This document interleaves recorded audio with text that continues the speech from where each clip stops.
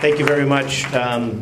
Just sitting here, first of all, thank you to the Somali community for the great contributions for our city. And I was just sitting up here thinking about where my introduction with the Somali community, or where we've crossed, and four things really came to mind. The first time was when I was working at Anthony's Pier 4, and Anthony would always send me out to give sandwiches and chowder to the Somali cab drivers. He felt that, and if there's some of you that were in this room, you'll remember that. He felt that if you showed people respect and that they recognized that they work hard, and if you would feed them, they would come back, but they'd also bring customers back to his business. So he's had a good business model, but he was someone that was Albanian, and knew the struggles that his people faced, and he was very fond of the Somali cab drivers back in the day. So that was sort of late 80s, early 90s. Then the next round was the late, great Kevin Fitzgerald. So I'm sitting up here between both Liz and Marty. They both served with Kevin, very dear friends of Kevin. They shared not only late Kevin Fitzgerald, round of applause. When I first got elected, Kevin had said to me, keep your eye on this community. This is a growing community, very much like the Irish. They work very hard, they stick together, but they're on the move, and just make sure that you're paying attention. And he represented a lot of the Somali community folks in Mission Hill. And we were working together when I was a brand new city councilor, and he was working with both Liz and Marty up at the house for the Somali community.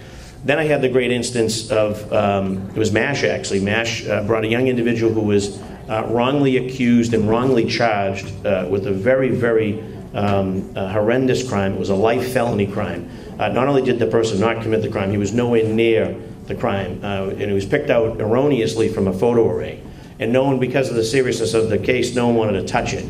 And MASH had brought it to my attention, and I did both with both Liz and Marty would do, learning from people like Kevin Fitz, and get on the phone and called everyone that I could to try to help this kid.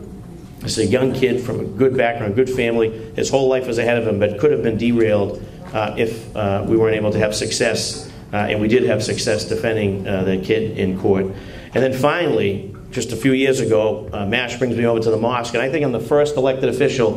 They actually lost my shoes. Right, MASH? Gone. Shoes were gone for hours. They eventually found them. Apparently the janitor had moved them. I put them in the wrong place, so someone had to run over to Dudley. True story, Marty. Someone had to run over to Dudley. There was like a Payless or something. They came in with a size 12. So I go walking out like a duck. But so anyways, and which of course I very much appreciate that. Finally got the shoes back hours later, but that was obviously MASH. And it just goes to show you that as I'm sitting here and thinking about sort of those experiences, thinking about the way you are, where you're from, how much money you have, how much money you don't have. This is a guy that spends time with people because he truly cares. He was born and raised the right way, and it's about helping people. Our business, the business that Liz is in, the business that I'm in, and clearly the business of our mayor, has the CEO of Boston.